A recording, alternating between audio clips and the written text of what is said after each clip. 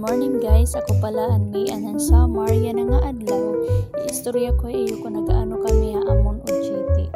Haamon daily nga duty. Pero before ito, istorya ko ani iyo kung nagaano kami ito na. First, maglalakat ani kami pagkatutamon o GT. Ngayon, pagkat abot namon dito, mag-time in ani kami. Pagkatapos ito, may daily picture gihapon kami. Pagkatapos, maglilimpyo na kami tamon area. Itamong paglimpyo, aga, before kami sumulod, ngayon, kulob sa nulat kami lumakat. Ngayon, may da kasi nag-inspeksyon na amon, daily ito iya. Naka-assign kami ha main office canteen, tapos, ano pala ito, kay libre na kami boarding house, ngayon libre kanon, hindi mo nalapa paliton sura. Pero may dagyapon kami allowance, daily allowance, sa namon daily allowance, 75 per day. Kasi itong ibabatag-batag namon para mapalit kami namon sura. Ngayon titipid dito namon para dire kami mag-inaro-aro nga dito among kag-anak. Kaya bisan kami mga estudyante pala, dapat marami kita magtipid guys. Ngayon kung nato ka naman bar ko naka-assign, imo allowance 1,000 per month. 1530 tiyo pagkuha, 500 15, katangpusan naman 500 gihapon.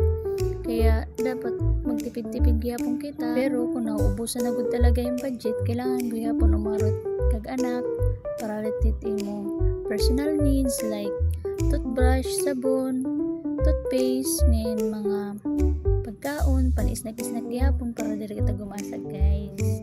Pero dapat diri kita pero may naaro kay kwarta kin tatrabahoan ito diri to kin pupurot guys.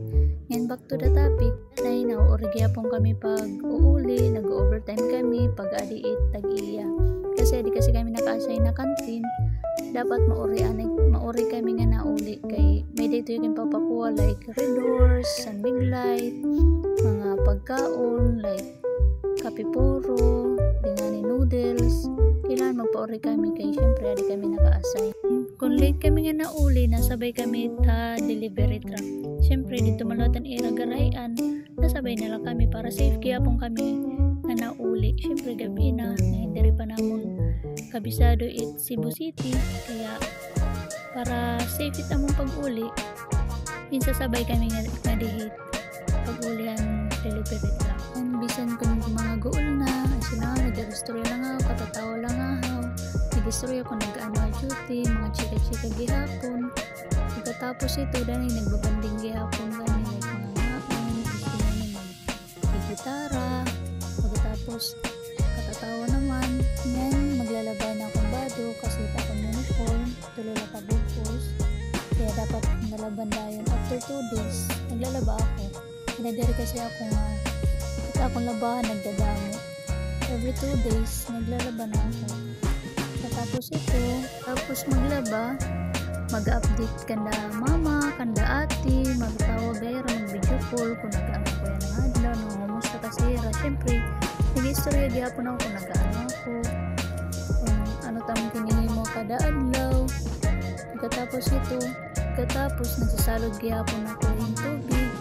May rotation gihapon kami tamang paglimpyo di boarding house like every Wednesday, akong schedule every Wednesday, Friday, Saturday, like manililig ka, di nga na maglilimpyo CR, sa saribuhin tanong, tapos magsisilig gagawasan gate, pangaliya sulod, tapos pagkatapos ito magpupunas sa kusina, kay para diri mahugaw ang kusina, ngayon magsisilig po ng kusina, tapos pag matapos ng mga trabahoon, maglilimpyo na kalugarin mo, syempre makuha na yung sabon, tapos makato na CR, mag-half-bath na. Pagkatapos mag-half-bath, siya na ito makaturog, tapos magmuni-muni na yung cellphone na kadali, tapos kung may naturog na nga ay siya nagpagkaturog.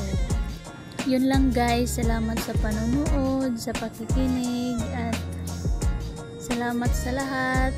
Thank you for watching, and God bless. See you when I see you. Bye bye. Thank you. God bless. Bye bye.